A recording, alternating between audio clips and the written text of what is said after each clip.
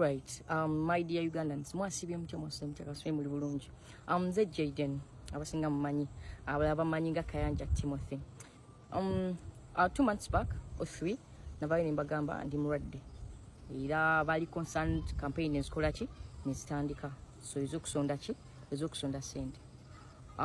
Sonda sente twetaaga emitwalo ina kitundu egyaki ejja dola wadde wamu nategezebwa nti zijja bantu nene ngamba it's okay. Sente nange zimba sondisa sizikola ki sizina, which is okay. So nengamba katukole ki tusondeke ezo kitegedde. Abanvuma ne banvuma, abayomba ne bakola ki ne bayomba, abasayipapula ne babisaba, abekalakasa ne bakola ki ne bekalakasa. Ebyo nani bikola ki nimbireka. Because who am I? Nandi bagambye okusinja kubigenda mu maaso nyinza basiri musanyufu. Nyate nzani munayi ataba musanyufu ngate mwasonda sente zamu. Bwe mwasonda emitwalo miliyoni 85 eza Uganda. Zandi badde 9. Singa ngatakeza GoFundMe nisizigaseeko. Okitegedde. Naye ate kwezera 9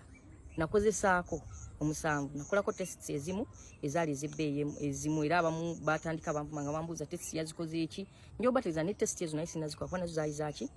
zabbeeye. So kati yotwa campaign nge kyagenda mu maaso waliwo yatuuka binne bijikola ki ne bijibuzabuze bera ne bijibikka okitegeera. So nga tuyinonya strategy endala e collecting ki sente wabula strategy eyo nga tukyaginoonya nali ninokola ki naye nina okuginoonya mukasiri sensobologi ofuna ki solution nga sina batwala nnyo wala kimbajukizemu katono before ngeyona tebinnabaawo nalina obulamu bwange obwa bulijjo. Obulamu bwange obwa bulijjo bwali bwe buti mwalimu okukola content nga nkola obulango nga ngenda ne ku TV nenkola ki nenkola ne ku YouTube obuki ekitakola ki ekitakyasooka kubanga basonda sente zaabwe bandi bubi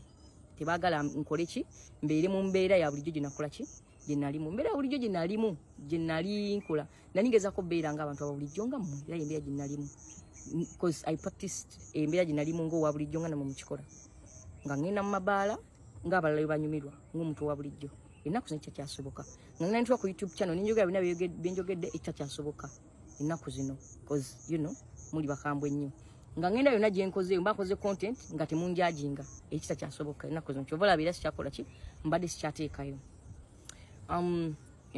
Waliwo ebintu ebitambula nti sente za munazirya just because campaign yasirikamu nakati okubajukizamu katono sente tezaawera. That's why campaign yali yakola ki tekitegeeza nti wezitaawera netuzirya oba nenzirya ngazo omuntu wenaku embeera ennaku zino embeera gyendimu olina wakulaba ng'ogula mazzi ku dduuka ga 100 alabye ddala ng'ogula mu sente ze which is okay. Bwezitaawera nga tulina onya strategy enki endala kati wakati mukasiriikirira ako abantu bavudde batandise okuganze nalya sente zammwe era nalinga mbasiba ekiwaani aba ne bannangira okugula amamotoka gemanyi ne gesimanyi abalala baganda byemukko obuki ekyo sikyegaana motoka yo bagindabamu naye yali siyenta U80 ate nga nkakasa nze bwe mba wagula motoka mu sente zammwe nsogula emmotoka ng'erina kuziyo mileage naye sobola kikola mumanyi lwaki singa nkwata nengulamu mmotoka esente ezo nezitakola kyemwali muzimpeeredde. You won't trust any other sick person in this country. Ne bwana abalise bujuzi bukola ki bufaana butya nekya nange ng'omuntu mujja kukola ki kunyigira kyesaagala mukitegedde ekyo kimu. Sente ezo newe kugulako musubbaawa sobola obutagugulaako nga si zange sente zammwe era nzisaasira mukitegedde. So I respect that. Emotoka eyo bagindabamu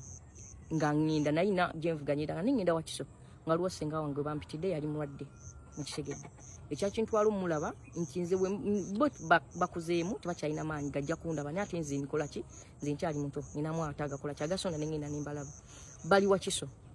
sisobola tuula ku booda kuva wakiso kuva namuna gyembeera oba ekawanda gyensula mpaka wakiso kiba risky okitegedde. Ekisinga okunnuma kyenva navuga emmotoka ekisinga okunuma abandaba mu mmotoka bebavayo ne bategeeza abantu nga wenvuga emmotoka nga wendi omulamu ennyo nga wenabba sente z'abantu naye ate abandaba ku booda tebabagamba of which it is what it is okay, it is the society we live in. Era abantu abasinga batandika obikola ki obikkiriza tinaya sente zammwe bwe mbala kulya sente zammwe so azirya nga nkozesa life nga nkozesa health issues sosobola zirya nga nkozesa ekyo kimanyi embeera y'ebyobulamu tebagikola ki tebagizanyiramu ekyo njagala mutegeere bulungi. So wakati awo nga nkyanonya solution twali tusose ne tufuna marathon tugana naye marathon eyo abantu bayinza obutabakkiriza kukola ki kukuŋŋaana olwa government securities zekola ki zerina ntugaa kali ke tukole football match era gimulabe abasinga bagikoze eki bagipositinze okitegeere football match egenda bbaawo nga 8 omwezi gwa March 2026 ku Yes Center awo Ensambya it is Kasaawe. So njasaba mwena babayimbi ba TikTok n'abana ba X n'abalala bonna media stations ezenjawulo mukole eki njagala tukole ki mukibeeremu mumbeererewo wabula nga njagala kukiryalinga air ku bintu bigenda muki mu maaso nti nze naye sente zammwe nabba sente zammwe oba mbalimba sina kye nnimba then ku kyemyezi esatu abasinga bambuuza abalaba ndaba comments enkambwe nnyo ebyokufaya bivaako afaddi lwaki tafa let me tell you let me be clear about that. Okuva embeera yatuukawo mbadde nga nkyayira eddwaliro buli week nina doctor okola ki owokubalaba ne leero wali abandabyeko emulago mbadde nina hematologist gwenkola ki gwengenza olaba so nina ne medication zenkola ki zendiko ne therapies ezaki ezenjawulo. So ladies and gentlemen, sagala mukize nnyo bigambo by'abantu bye bagamba nti sente za munasikwata nzigulamu amamotoka nenzigulamu amataka nenzigulamu n'ebintu ebikola ki ebyebbeeyi byenjagala no sisobola kukikola ki kukikola naye nga 18 omwezi gwa March 2026 ku Yes Center tuyabeera charity football match era nga abantu bangi bagenda okukola ki okusamba. So njasaba benjawulo abantu bonna ne babayimbi ne baba comedians ne baba TikTok bonna abaagala osamba munna mukole eki mujje munyigiremu ogwo omupiira. Then okuyingira genda beera emitwalo 2 ordinary VIP emitwalo emeka 5 1000 abantu mwenna mugenda yingira ku gate n'ekirala ensonga ey'okutambuza obulamu bwange obwa bulijjo nziramu bajjukiza nti ngenda butambuza ngo obwa bulijjo naye kiba kivulu mugenda kindabamu kubanga kinkakatako butambuza ngo obulamu bwaki kuba naye ndi muntu wa bulijjo nange ndi muntu nga ki nga mmwe. Yes sente mwazisonda yadde tezaawera naye mbeebaza mwazikola ki weeziri mukitegedde naye ekyo kindeetera kutuula waka oba mbeeri mu ddwaliro olunaku kubanga mwasonda ki sente zammwe naye mwenna abaasonda mbeebaza nnyo era mbeebaliza ddala wabula tukyakola ki tukyasonda kusonda tekunnakola ki tekunnayimirira n'ensonga ya Bebe Cool sente yazikola ki sente yali alina gyalina zijja biki so era contract ne tuzifuna so any time soon tujja batukola ki tugendayo wabula sijja kuba bikulirawo gye tulaga mpozi nga tukoze eki nga tumaze gendayo ne sente zikola ki ne tuzisecuringa ekyo kiwedde. Anko Kasuku yantereddeyo post ku X wabula abaana baayo bakambwe bamugambe nga bwe yagenda ewa jjajja n'atakola ki n'atawayo nsonga ayogera bya kisiru nga bwe ya protecting against. Anko Kasuku nga ye omuntu kemba nnyonnyole n'embeera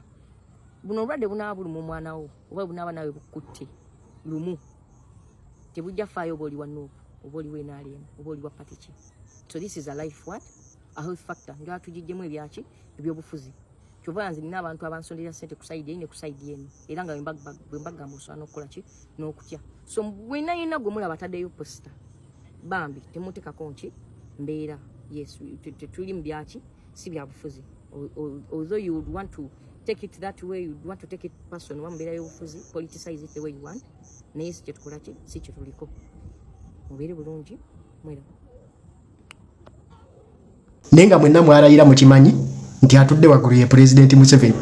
mwarayira mukimanyi nti agenda olonda ba minister mugenda okolagana nabo ye President Museveni orayira okimanyi oba ne yaseegaana oba ne kyaseegaana negamba sijja kukola na government ya President Museveni kuba agenda oleta sigenda kukirigaza nabo in true fairness oba toli mu bino omusaala n'ogugaana n'alawense n'ozigaana nate tosobola kukkiriza musaala okkiriza alawense naye nga tokula okitegeera omusaala ogwo ogutwala alawense ozitwala naye ate nga tokola owoza bakusiba emikono mbu sisobola kutuula n'oyo minisita wa kino naye nga ate ali in line for example meya kuga tosobola tuula na minisita wa Kampala tosobola tuula ne executive director it is better n'omusaala n'oguta kubanga togenda sobola kuweereza kitegeeza ogenda kuba otwala za bwereere enzikiriza zo zimukkiririzaamu zirogera kikubu ku bubbi eddiini ye yogera kikubu bbi bw'obanga ogenda kutuula mu ofiisi nga tokola naye nga ate omusaala ogutwala ngoza sisobola kukola na gundi naye warayira okimanyi ye president warayira okimanyi ono ye minister warayira okimanyi ono ye executive director nokkiriza n'okwata contract y'okutwala ssente z'abannakampala ne n'otuuka n'ogamba sisobola kukola naye enzikiriza yayogera ki ku bubbi kuba bwe buba bubbi kuba kutwala ssente z'abantu mu lukujjukujju ng'ate okimanyi obadde togenda kukola kitogenda kukola okitegeera so buli mukulembeze alowooza nti tasobola kukola na gavumenti eno kitegeeza tolayira kubanga okimanyi ekomyewo bw'ona olayira tugenda naye kutandika kukulabanga mubbi nti oyo mubbi yabba ssente zaffe naye takola bw'olayira kitegeeza ogenda kuba ne compromises to serve abantu bangu bw'ogwanga ku muntu alina ege eyawaggulu ye muntu akyasinze okubeera omwangu okuggyako service kuba gwe ogwa kukakkana wansi wano wenjagaliza okubuuliza abakulembeze mu biseera by'okulonda nga munoonya obululu osobola n'okufukaamirira omuvuzi w'ekigaali osobola n'okunaaza omwana omulwadde osobola n'okufukaamirira omuntu gw'osinga buli kimu ogidde emmoloka lya bbeeyi n'ovaawo n'otuula mu ttaka oŋŋamba otya nti tosobola kwegonza eri minisita ng'olinako omubazaako ku lw'abantu oŋŋamba otya nti tosobola kwegonza n'ofuna emboozi ne permanent secretary wa minisita gw'olina kye weetaagamu ku lw'abantu bo nti bano abali wansi osobola okubafukaamirira ng'onoonya akafo kyokka ate n'oba nga tosobola kwetoowaza kubaweereza eyo balansi gwe budget eba etegeerekeka nti osobola okunsanga n'onjogereza bulungi mu campaign munnaye kasirye biki ng'okimanyi siina kyendi kusinga okitegeera ng'okimanyi siina kyendi naye ate kati bw'omala ofuna ekifo omusaala ogufuna ate mbu tosobola kwetoowaza eri gwe bawadde bwa minisita tosobola kwetoowaza eri gwe bawadde bwa permanent secretary tosobola kwetoowaza eri muntu akulira authority erina kukuyamba weereza service ku bantu kati nze obwetoowaze bwe wafuna okwetoowaza eri nze buba bulazeewa oba toli mufere gwe oba toli mufere bufere nti nze gw'oyagala okubaako ky'ojjako kaadi egenda okuwa omusaala onfeze n'ondaga nti oli mugonvu naye ng'ate eri gy'olina okunzigira service ng'ate okakasa balina authority tosobola ginfunira nga teweetoowazizza ate yo ne kigaana kati logic yali wakati awo abaawa okitegeera biba tebiriimu logic ebyo njagala tukkirize nti bw'oba wakuweereza abantu bo ng'obwetoowaze bwe mukozesa otusaba akalulu bwe mulina okukozesa ne kwabo bwe mulina okuggyako service okuzituweereza si kutulaga nti ate ffe mubeera beetoowaze nga mutusaba akalulu ate ne mugamba nti obwo obwetoowaze bwe bavuddeko eri gye mulina okugya service temukyabuyina nti tolina bugumiikiriza butuula na muntu minisita ow'ebyobulambuzi mubeeko bye mutegeeraganako ebigasa ekitundu ky'oddakiika 4 naye ng'ate mu kalulu osobola otuula n'omukyala asiika muwogo okumumatiza nti gwasinga ayinza n'okuba ekyo kyeyakulondera nti olaba ono atudde nanga asiika muwogo amumatize kitegeeza asobola okutuula ne minisita amumatize ekintu kyaffe kifuuke priority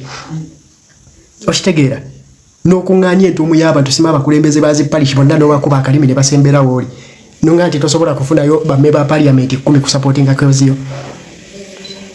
okitegeera so muve mu campaign mutandika okukola campaign zawedde campaign zawedde omukulu agenda tuvugamu paka 3 mu gumu